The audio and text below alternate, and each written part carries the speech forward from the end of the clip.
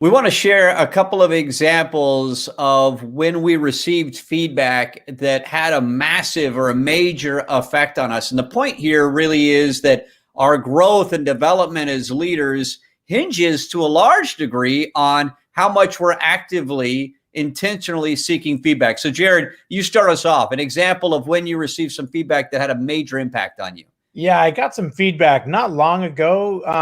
Well, actually, it was a little bit, probably 8 years ago. But I got feedback. That's a little bit ago. Yeah, it's a little bit ago, but it was so impactful. Like, I can't forget it. It was, you're taking up too much space in the room. I'm a big personality. I can come in there and just kind of suck all the air out of the room if I'm not careful. And I mean, you've been in the room with me, Russ, right? Really, you can do this. This is you they were talking to. And so whether it be meetings or one-on-ones or whatever it is, or whatever the project is. So I was told, you got to give other people space, right? Don't always have all the answers. Don't always be the one pushing for everything. Let other people bring their thinking to the table more often. And when I got that feedback, I was just trying to be helpful. Like, I was just trying to engage and get things done. Bring value, right? And to contribute, make sure you're carrying your weight, so to speak. Right. I didn't want people thinking I'm slacking off and not doing my part, right? But what I realized is, when you're the one who's kind of being the hero, coming in with all the solutions and all the answers and doing all the work, you don't allow anyone else to feel good about what they're doing. There's no contribution left. So you've got to create that space. And so as I got that feedback, I have never forgotten that. Now, I'm not perfect at it, but I do try to remind myself all the time, are you giving enough space for others to step up? Well, the other thing that I think is really important part of that, Jared, is because you do have a big personality, and there aren't many things you don't take a position on, right? And because you've got so much energy, right? It's like I've heard you say recently, man, don't fault me for my passion. I don't do anything without passion. It's my default mode. That's right. That's I hit a golf ball with passion. I go to eat a fast food restaurant with passion. Everything is with passion. The challenge sometimes, right? When if that's our personality, is if a critical part of what we're doing as leaders is developing others and bringing them along, then there might not be as much space, to your point, for them to flex their wings, so to speak, or to be able to grow and develop. And so I think it's really interesting feedback. Yeah. And I think it can be intimidating too, right? Because it's intense. Yeah. I'm intense. I'm coming at it with everything I've got. And so it's just really important to remind myself of that. It just was really important feedback to me. So to that point, if you hadn't have sought that feedback, and if that person who offered it to you hadn't given it to you, and you could imagine them potentially thinking, well, he is larger than life, he is a big presence, how's this going to go if I give him that feedback? But if they hadn't shared it with you, that's a part of your personality or an aspect of it that you might not have considered how you need to adjust. So getting that feedback is super valuable. So for me, the one, there's so many examples I can pull from because there's so many areas I need to get better in. But I can attest to that, Russ. We're giving it to one. We're only going with one. But the example I'm thinking of is, and it's somewhat related to yours, is there aren't many things I don't take a position on. If I'm going to spend my time on it, reading it, consuming it, discussing it, working on it, whatever it is, I typically have a position on. I take strong positions. So I lean really hard into decision making. And the feedback I received a while ago was, Russ, because of the way that you present yourself and your word choice and the way you speak, I studied communication in college, right? So, and was in the media business for almost 2 decades.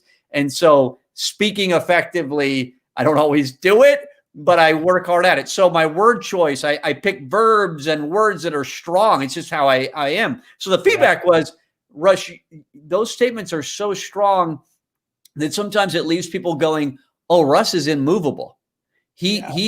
He's taken a strong position on this issue. Because it sounds so well thought out every time you say it, Russ. It's not like it's just, most people are off the cuff and it's raw and it's rambling a little bit.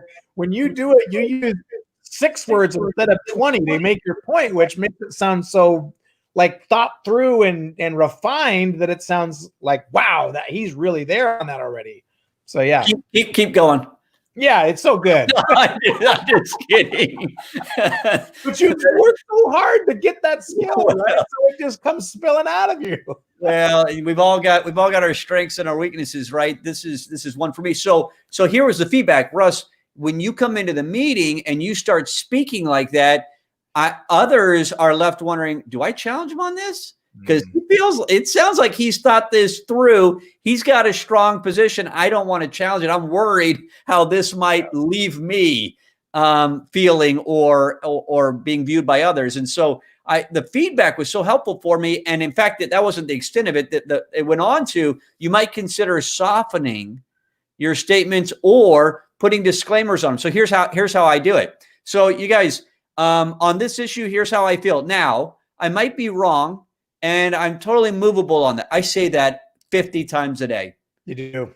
Yeah. I might be wrong on this, or, I might be looking at this in an incomplete way, or I'm totally movable on it. I've realized because of that feedback I got that I have to put that statement in. It's super helpful, Russ. You're just giving people notice that, hey, I'm not stuck. Like, I want you to interject.